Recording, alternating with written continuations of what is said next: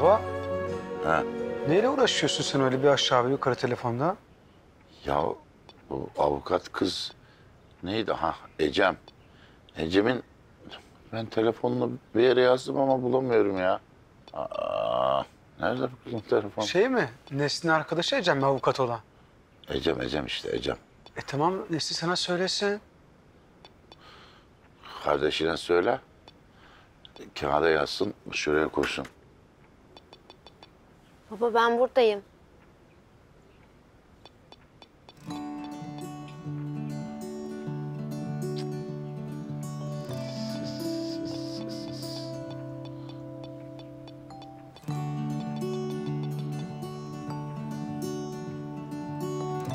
Gönderdim baba telefonu.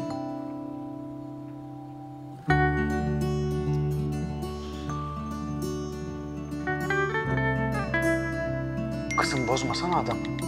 İçine ediyorsun bak her şeyi ya. Yapma şunu. Doğru zaman değil. Bekle. Şu salon işini konuşsun Ecem'le sonra. Kızım o zaman Ecem'i arasana söyle güzel şeyler söylesin. Yumuşatsın iyice.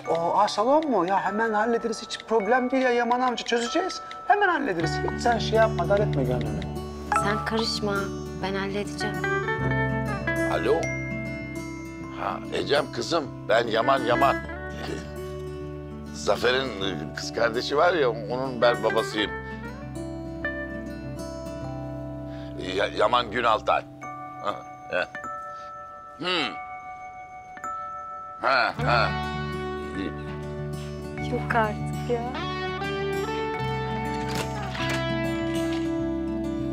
Şaka mı bu? Şaka mı? Abi adımı bile almıyor. Beni hiç ilgilendirmez. Benim işimi çözün arkadaş. Benim işimi çözün. Ne yapıyorsanız yapın. Tamam çözeceğim. Ben Zafer'in kardeşinin babasıyım.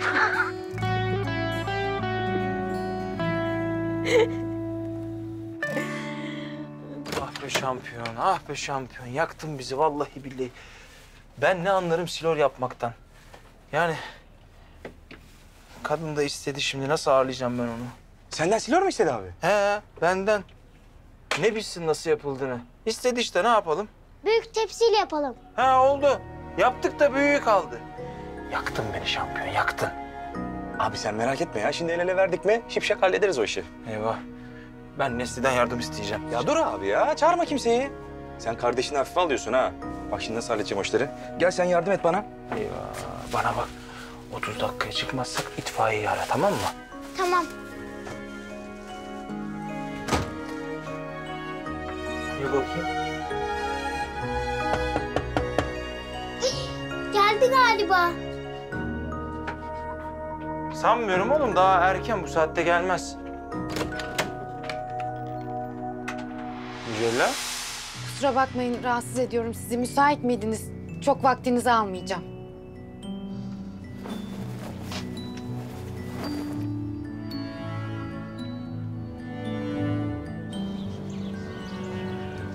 Serhat. Serhat. Serhat. Serhat, bir oturup yüz yüze konuşsak. Serhat oğlum nereye?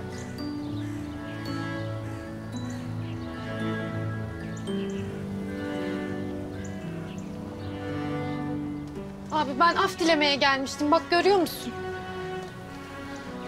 Kusura bakmayın ya. Sizin de huzurunuzu kaçırdım. Özür dilerim.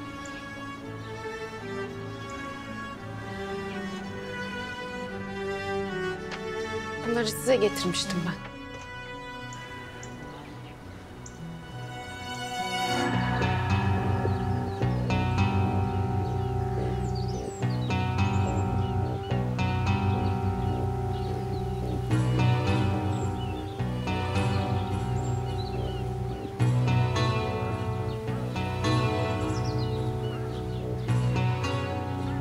Kerem, ne yapıyorsun burada? Üşümüyor musun? Üşümüyorum. Bir şey mi canı sıkıldı? Konuşmak ister misin? Bilmem. Benim öyle anlatabileceğim heyecanlı bir hayatım yok. Senin hayatın biraz daha aksiyonlu. Ayrılmalar, barışmalar falan. Sen anlat da ben dinleyeyim seni. Ne diyorsun Kerem, anlamıyorum.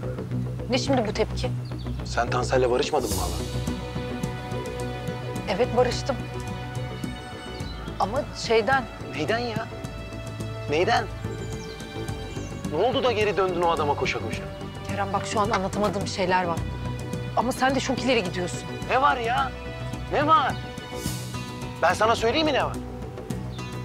Maç ayarlama var. Şike var. Yasa dışı bahis var. Kafes dövüşü var. Ya bu adam göz göre göre Kafkas'ı ölüme yollamadı mı hala? Tamam. Bana bir söz verdi. Ben de ona ikinci bir şans veriyorum. Sonuçta herkes ikinci şansı hayatta hak eder. Çok yazık. Adamın konumu, gücü, gözünü boyadı değil mi? Ben de öyle tahmin etmiştim halacığım. Yeter Kerem, kendine gel. Ben kendimdeyim. Sen kendine gel. Umarım çocukluğumda anlattığın gibi babam bizi bir yerlerden izlemiyordur biliyor musun?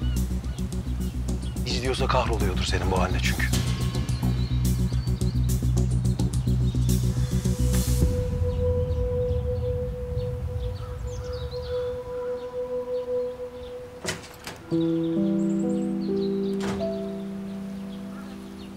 Gördün değil mi abi?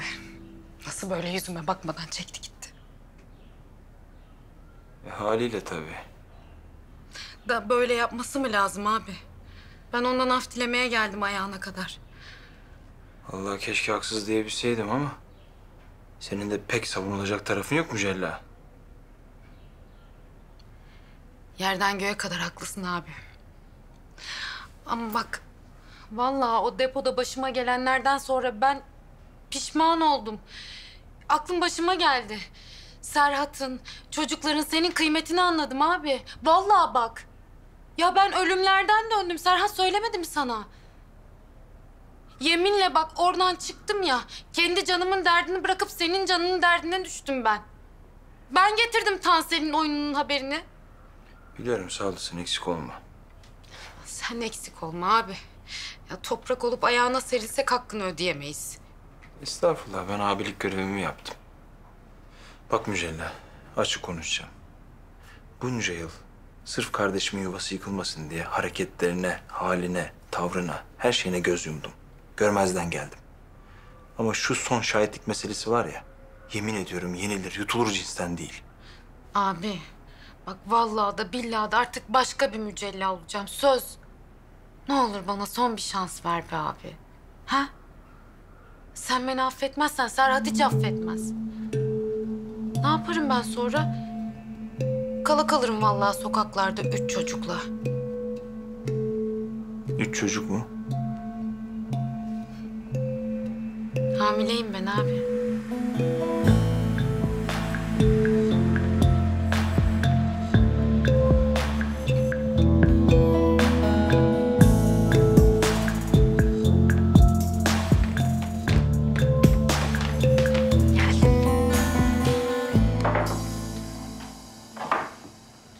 Durumu çakozlarsa var ya bittik. Yan yatarız yani. Sen de hiç tanımıyorsun babam abi.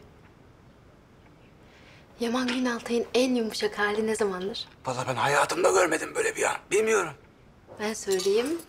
Pancar yemeğinin dibine ekmekle sıyırdığı yaptır. Bizi sıyırmasın da.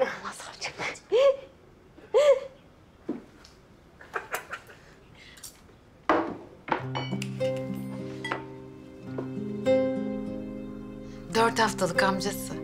Serhat'ın haberi yok tabii değil mi? Yok nereden olsun? Daha benim dün haberim oldu. Fırsat bırakmadı ki söyleyeyim. Çekti gitti öyle. Abi. Senden son bir abilik istiyorum abi. Bak ne olur. Söz veriyorum. O zaman Serhat'la öz kardeş olacak bu Mücella sana. Ne olur bana yardım et. Yuvam yıkılmasın. Çocukların babasız büyümesin abi. Yani tek başına çocuk büyütmeyi en iyi sen bilirsin ne kadar zor olduğunu. Baba, çok sıkıldım ben dışarıda. Bitmedi mi konuşmanız? Bitti oğlum, bitti, tamam. Gel. Yengesinin bir tanesi. Ah talihsiz kuzum benim. Güneşim. Canım benim. Baba, o elimdeki resim ne? Bu kuzeninin fotoğrafı. Kuzeni olur mu hiç? Kardeşi onun kardeşi. Yengen hamile.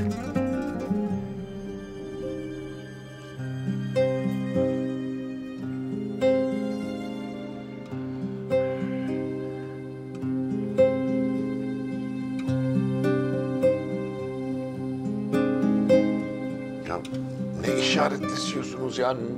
Ne söyleyecekseniz söyleyin. Şu en sevdiğim pancar yemeğini bir yedirmediniz ya. Söyleyin, evet, hadi. O zaman Söyle. Selvi ile biz hani bir süredir beraberiz ya. Evet. Kız da şimdi haklı olarak diyor ki artık hani bunun bir adını koysak mı diyor yani. Adını koyalım diyor. Yani Yalnız Zafer'cim, bu ad koyma meselesinde ben başarılı değilim. Çünkü sana Zafer adını koydum, hiçbir zaferini göremedim. Yani hayal kırıklığına uğratmayayım seni evladım.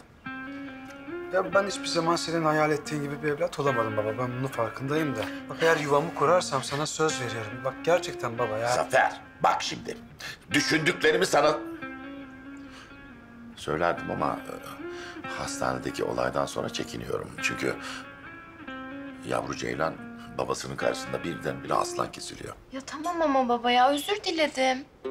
Özür diledim, özrünüz kabul olmadı hanımefendi. Benim konuma odaklanabilir miyiz? İstirham ediyorum. Yani hayatımda ilk defa istirham ediyor yani. Doğru, onun konusuna odaklan. Evet, odaklanıyoruz. Devam. Ya ben diyorum ki hep beraber böyle hani gitsek kapılarına çalsak, Allah'ın emri peygamberin kavliyle istesek yine olmaz mı yani? Evladım bak, Allah'ın emri peygamberin kavliyle istemek işin en kolayı. Bu lafta. Peki şimdi kız babası bana soracak. Oğlunuz ne iş yapıyor? Cevap yok. Oğlunuz kızımı geçindirebilecek mi? Maddi durumu nasıldır diyor. Cevap gene yok.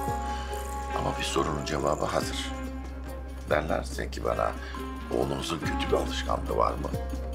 Hemen gönül rahatlığıyla, işe yaramazlıktan ve tembellikten başka hiçbir kötü alışkanlığı yoktur evladım derim. Ya ama yani. Yani böyle yani falan mı var?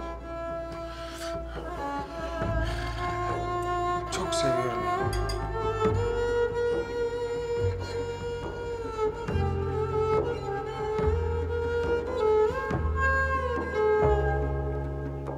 Seviyor musun? Çok.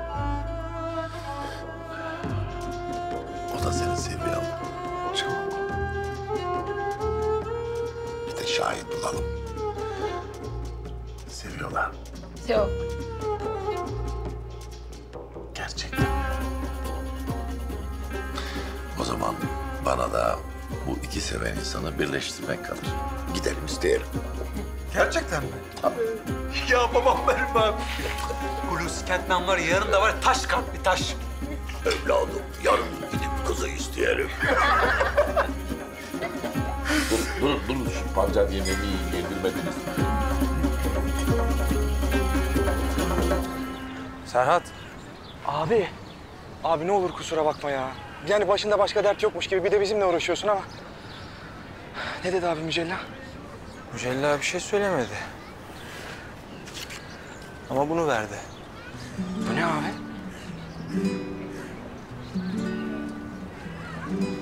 Yeğenimin ilk fotoğrafı. Ne yeğeni abi? Ne yeğeni? Anlamadım. Kimin yeğen? Ne anlamadım abi bu? Oğlum ailemiz büyüyor. Yeni bir bölük başı geliyor. Gerçek mi diyorsun abi? Ciddiyim oğlum ben. Mücella 4 haftalık hamileymiş. Abi ben ne diyeceğimi vallahi bilemedim şimdi ya. Hayır üzüleyim mi, sevineyim mi ya? Anlayamadım yani. Serhat. Vallahi döverim seni ha. Sevineceksin tabii lan. Hayatının en güzel anı bu. Abi sen ama biliyorsun bizim Mücella'yla durumları ya. Tamam oğlum. Geçti gitti bitti tamam mı? O konu kapandı. Ben Mücella'yı affettim. Sen de affedeceksin Serhat. Evine döneceksin tamam mı? Karına da yeğenlerime de iyi bakacaksın. Tamam? Tamam abi. Lan baba oluyorsun. Aptal gel.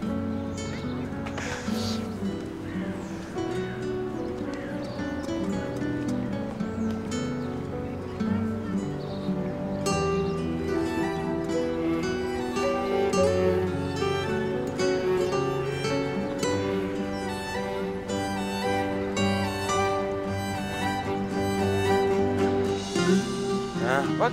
Seninki de burada. Vay. Kaşla göz arasında nereye kayboldunuz siz ya? Serhat'la parktaydık. Kuzenim olacak benim. Ah, gerçekten mi? Çok güzel haber bu. Benim de güzel haberlerim var. Babamın gavurun adını kırdık. Nasıl? Selvi istemeye gidiyoruz. Gerçekten mi oğlum? Ne diyorsun ya? Gerçekten. Hadi hayırlısı olsun. Allah tamamını erdirsin inşallah.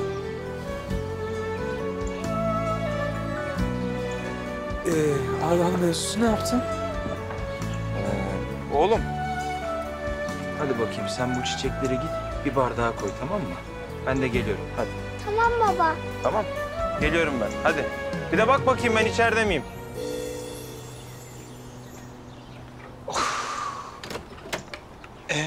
Ya tahmin ettiğim gibi işte, onlara bakma. Adam ringlere dönmemi istiyor. Sen ne söyledin? Olur dedim. Olur mu dedin? Bu haberi bana böyle mi veriyorsun? Bakkaldan kıyma almaya gider gibi. Şampiyonluklara geri mi dönüyor şu an yani? Bakacağız Zafer. Lan neye bakacağız? Sen o ringe çıktıktan sonra karşıda kim durabilir senin? Allah'ın bir kulu durabilir mi ha? Ay Yaman Günaltay yaşında. Aladağlı meselesini duyarsa var ya, yemin ediyorum içimizden geçer bizim. Bak Zafer, ben hocayla konuşurum, tamam mı? Uygun bir zamanda, uygun bir dille. Babamın uygun zamanı ne zaman olacak abi? Maçtan sonra olacak, ben sana söyleyeyim. Yalnız Güneş bilmeyecek, tamam mı? Tamam. Kafkas ringlere geri mi dönüyor şimdi? Ay benim güzel kardeşim ya. Seninle aynı safta durmayı o kadar özlemişim ki yemin ederim. Çıkalım lan o ringe. O ringe çıkalım ya.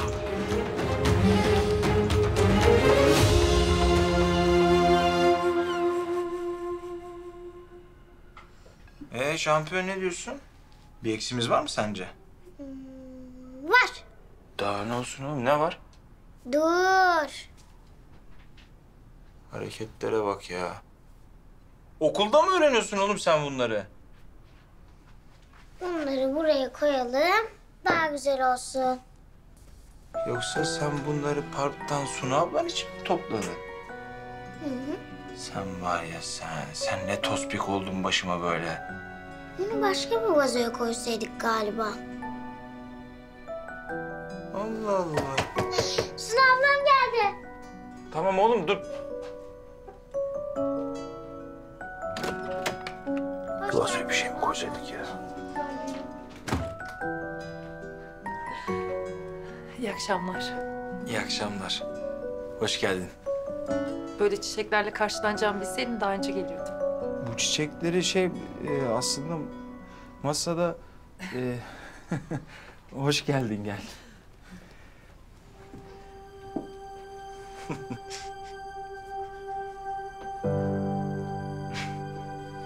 Oraya koyabilirsin.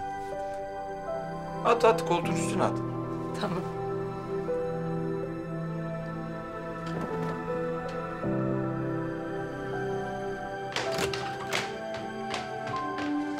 Nereye Orcela? Fırat'la Güneş'e de götüreceğim pancar yemeği. Fırat da sever biliyorsun. Sen onları şimdi rahatsız etme. Misafirleri var. Serhatlar evine gitmiş dedin. Gitti. Doktoru çağırdılar misafirliğe. Suna mı? Aynen. Suna. Hadi Naş.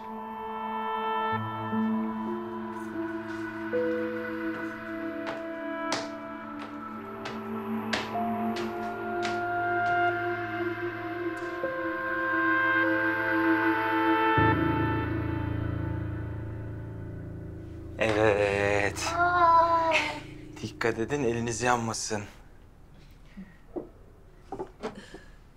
Mutfakta tahmin ettiğimden daha becerikliymişsin. Bunları falan hiç beklemezdim. Vallahi biz de beklemiyorduk. Piyango oldu biraz. Nasıl yani? babam yapmadı ki aslında yemekleri. Bir tek Silori yaptı o. Diğerlerini Mücella yengem getirmiş. Keşke böyle açık vermeseydik şampiyonu. Tamam. Ben duymadım sayın. Hadi oğlum, hadi bakayım. Çok güzel olmuş sarma. Ellerine sağlık. Afiyet olsun. Aslında babam çok güzel yemekler yapar.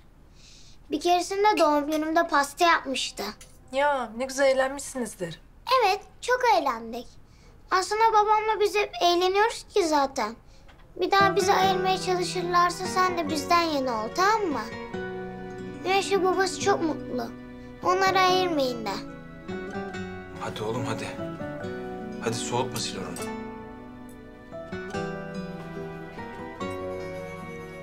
Bunu da elle mi yiyoruz? Yok, bunda çatal kullanabilirsin. Ama bıçak olayına çok girme. Çok güzel olmuş gerçekten. Silor benim en çok sevdiğim yemek. Sanırım artık benim de. Al bakalım şu sütü içiyorsun sonra da uyuyorsun hemen. Allah Allah. Nasıl da düşünürmüş karısını. Şimdilik karısını değil de çocuğunu düşünüyormuş diyelim. Çünkü ben daha tam affetmedim seni. İyi iyi tamam öyle olsun. Ya işte uyusana şunu. Niye bırakıyorsun ya? Ay Serhat'cığım ne uyuması, daha çamaşırları toplayacağım ben. Ya tamam bırak uğraşma sen onlarla. Toplarım ben çamaşırları falan. Dinlen sen biraz. Allah sana şükürler olsun ya. Fırat abiden Allah razı olsun. Şuna bak, ailemize huzur geldi resmen. Allah ne muradı varsa versin onun gerçekten. Amin amin.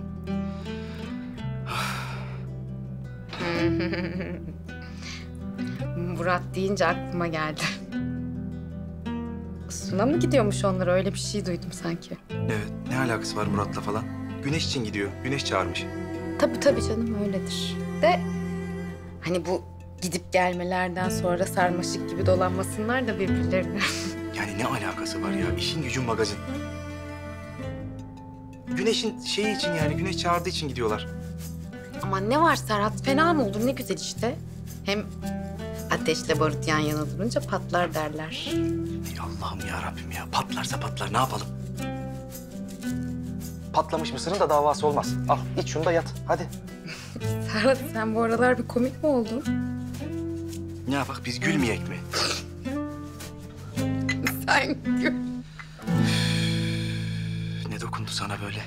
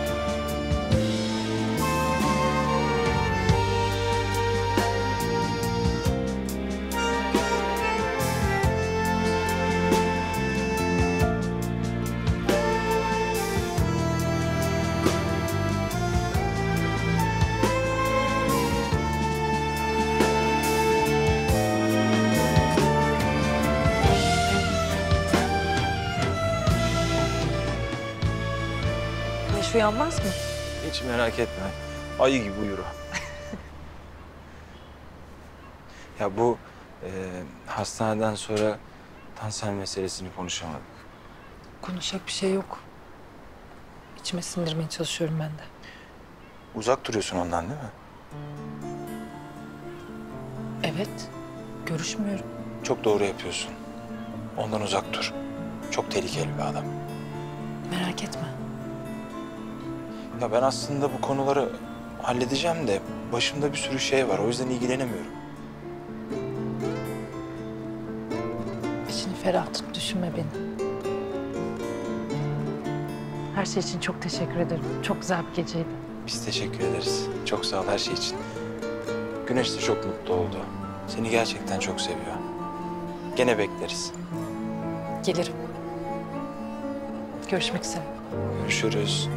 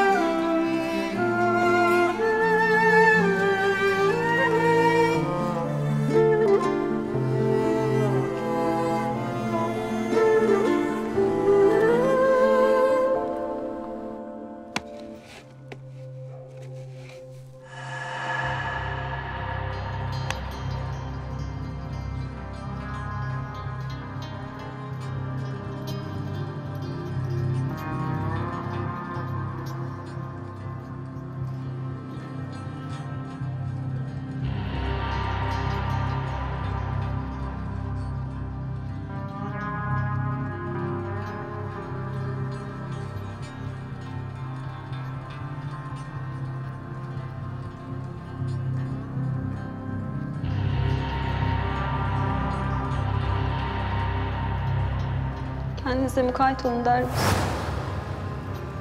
Siz de Reyhan. Ben de kalayım sizinle.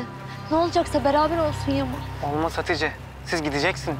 Siz de gelin o zaman. Kaç kere söyledim canımın içi. Derviş yalnız bırakamam. Onun gömdüğü altınları, paraları bulup çıkartacağız. Şafak vakti bir tekne daha kalkacak. Ona binip geleceğiz ardınızdan.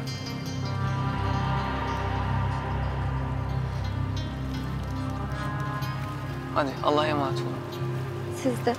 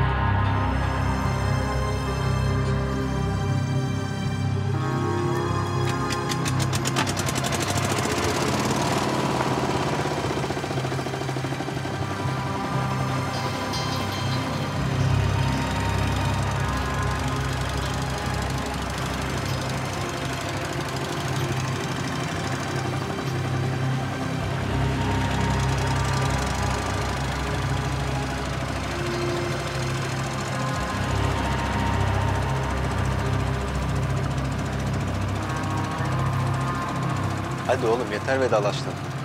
Daha işimiz var. Türkiye'ye gidip yeni bir hayat kuracağız. Parayı bulmamız lazım oğlum. Hadi. Hadi.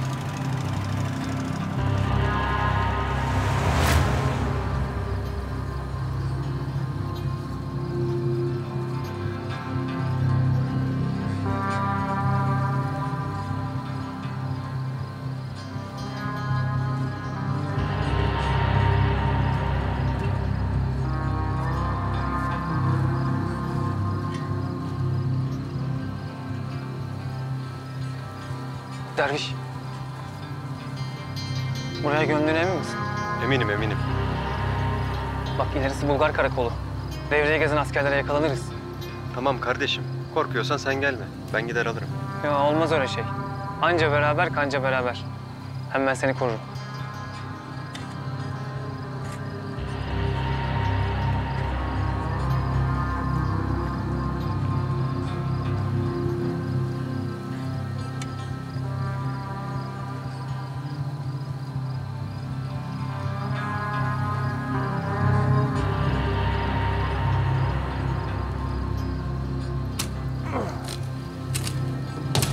Toprak!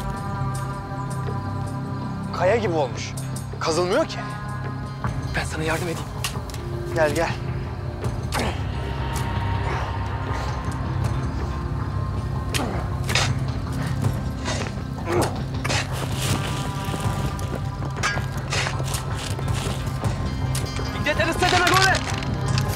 Despite mi shotsi, imate šanse presidente como it na belemi.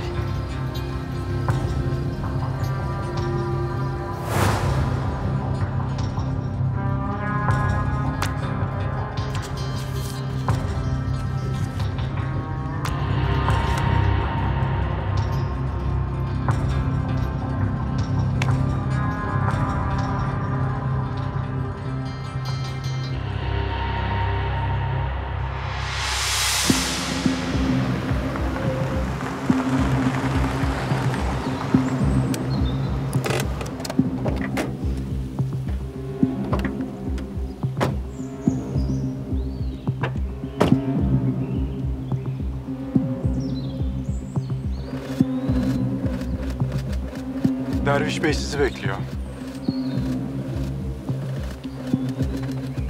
Sadece Tansel Bey.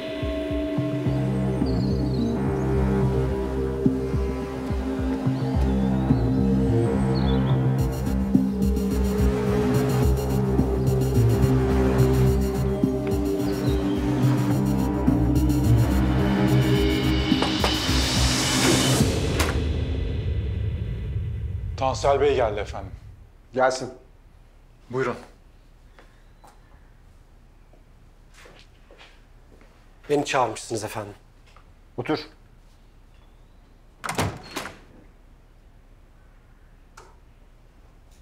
Eskisi gibi değil. Keyif vermiyor artık ringler. Necdet Supi ile Kafkas'ın maçından beri şöyle sürprizli, sağlam bir maç izleyemedim. Gerçi o maçın sonucu senin için pek sürpriz olmamıştır. Öyle değil mi? Ben hiçbir zaman sonuca odaklanmadım efendim. Sadece sizin emirlerinizi en iyi şekilde yerine getirmeye gayret ettim. Yoksa Artvin'de yaşayan yeni yetme bir boksöre şampiyonun karşısında hayatta şans vermezdim. Genç yeteneklere her zaman şans vermek gerekir. Bak ben sana bir şans verdim. Destekledim. Sen de belirli noktalara geldin. Yoksa babanın batık fabrikasını kurtarmak için muhasebe defterleri arasında ömrünü çürütecektin. Haklısınız. İstanbul'daki bütün salonlar senin kontrolünde. Müsabakalar, şikeler, yasa dışı işler. Hepsini senin emrine verdik. Sen de güvenimizi boşa çıkarmadın. Ara sıra hatalar yapsan da Tansel, iyi iş çıkardın. Çok sağ olun. Kafkas'ı Yaman'ın elinden almak istiyorum. Bana çalışacak, sen de bana yardım edeceksin.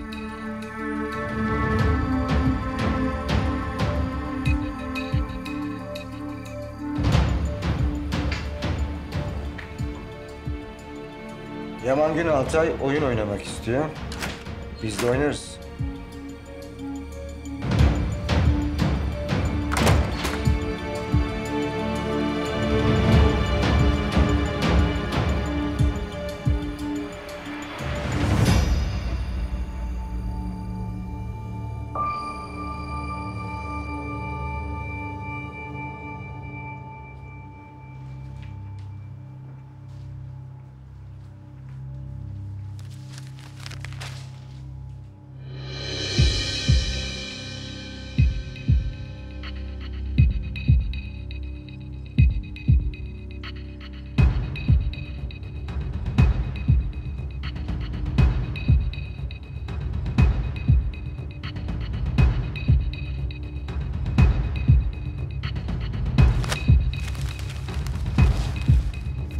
Ne yapıyorsun sen Fırat? Delirdin mi? Nereden çıktı bu maç? Sonra konuşalım. Ya sonrası mı var ya? Sen daha yeni ölümden dönmedin mi? Yıllardır ringe çıkmıyorsun. Neslihan, tamam. Ya abi bir dakika ya. Ya sen hadi kendini düşünmüyorsun, kimseyi düşünmüyorsun. Ya seni sevenleri de mi düşünmüyorsun? En çok da sevdiklerimi düşünüyorum. Onlar için çıkıyorum maça. Tamam? Fırat yapma.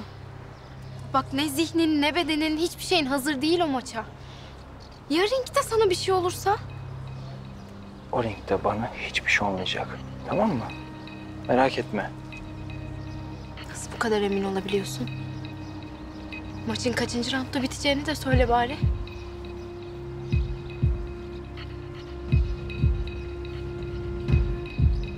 Ben eve gidiyorum.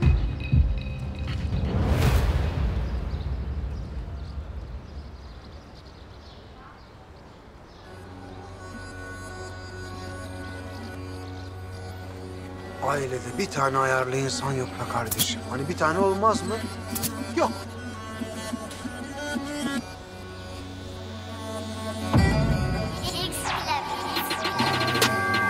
Gayrı bu derdim benim. Bahtiyar oldum demem alhur beni yollarda bu baba yolları benim evimdi. Ölüm her gece kollarım içine değil. Seni göreceğiz elbet bir. Kim kaldıracaksın güldüğünde? Soğukta sokakta gördüm seni. Anlatmak istersen buyur otur soframıza bizden gibi. Dostum seninle gelmez miyim? Veda cümlesidir özlem dedin. Ses vermedik ama gözler dedi. Geleceğiz ama yine de söz vermedi. Açtığın yaraları kapat da gel. İçimde fırtına baharda sen. Düşünde aklına gelenlerle hiç unutma bitmez zengebeler. Hasretim sana bir yaklaşsana. Canımdan öteydi dostum falan. Bir yol uğruna koştuk baya. Yine düştük boşluklara. gayrı bu derdim benim. Bahtiyar oldum demem alvur beni. Beni yollarda bu baba yolları benim evimdi. Ölüm her gece kolları bizi ne değil. Seni göreceğiz elbet bir gün.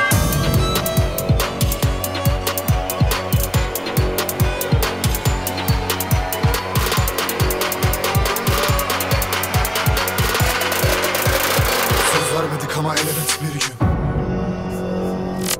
Evet arkadaşlar, boksörlerimize sorularınızı alalım.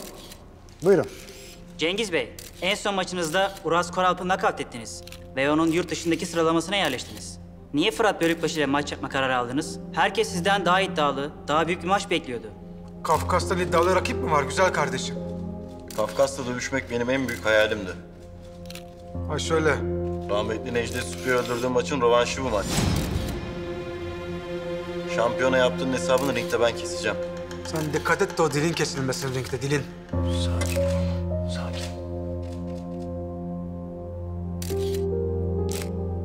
Fırat Bey, 4 kemer sahibisiniz. Halen öldürdüğünüz Necdet Supi Özer ismini anlıyorsunuz. Bu konu hakkında ne düşünüyorsunuz?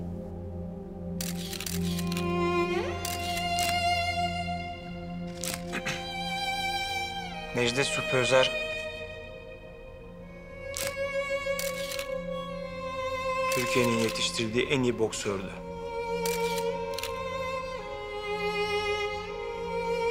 Gerçek bir şampiyondu. Söyleyeceklerim o kadar. Bence de şampiyondu. Seni o ringe gömeceğim.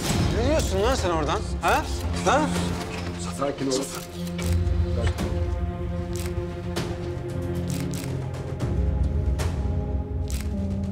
Sporcular buyurun.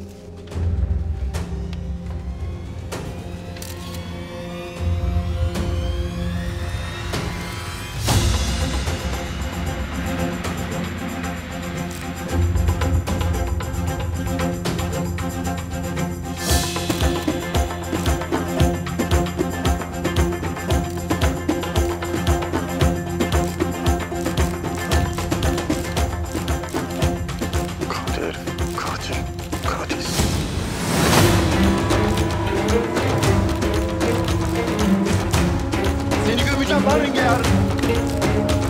Yarın hesabını soracağım bunu. Katilsin sen.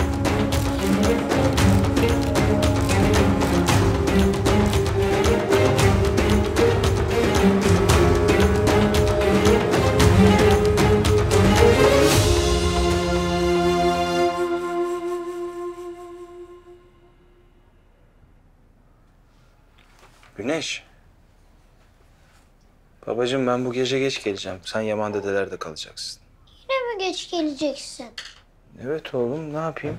Ama bak geleceğim, geç geleceğim sen uyuduktan sonra. Ama sabah yine beraberiz. Birlikte kahvaltı yaparız olur mu? Ben de geleyim mi? Olmaz oğlum. Niye? Çorbacıya gelmiştim ama. Evet çorbacıya gelmiştin de sonrasında olanları hatırlıyorsun değil mi? Hatırlıyorum, herkes kavga etmişti. Ya. Ama bize kimse vuramamıştı. Sen beni korumuştun. Çünkü sen şampiyonsun. Kimse seni dövemez. Çaksana şampiyon. Cengiz. Tansel'in yeni boksörü. Onunla bir maça çıkacaksın.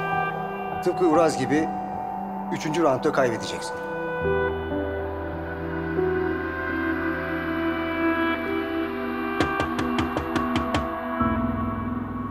Dur ben bakarım sen ödevine devam et.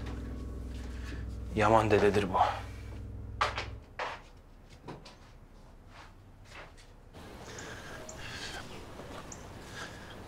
Kafkas, sen Güneş'i merak etme. Şimdi beni iyi dinle.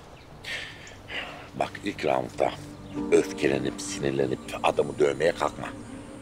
Sen Kafkas değilsin, Fırat'sın. 1. roundda kaçak dövüşeceğim. 2. roundda biraz baskı kurabilirsin. 3. roundda üstüne saldırırken açık ver, seni devirsin. Bana bak. Asma yüzünü. Evet, sen bu maçı kaybedeceksin. Ama Aladağlı'nın güvenini kazanacaksın. Kafkas, bak sen bu maçla şampiyon olmayacaksın. Ama sonra Aladağlı'yı devireceksin. sakın unutma. Merak etme hocam. Merak ediyorum. Çok merak ediyorum. Hadi. Sapasağlam dön. Sen bana lazımsın. Ha? Anlaştık. Güneş merak etme. Güneş! Oğlum! Hadi oğlum bekliyorum.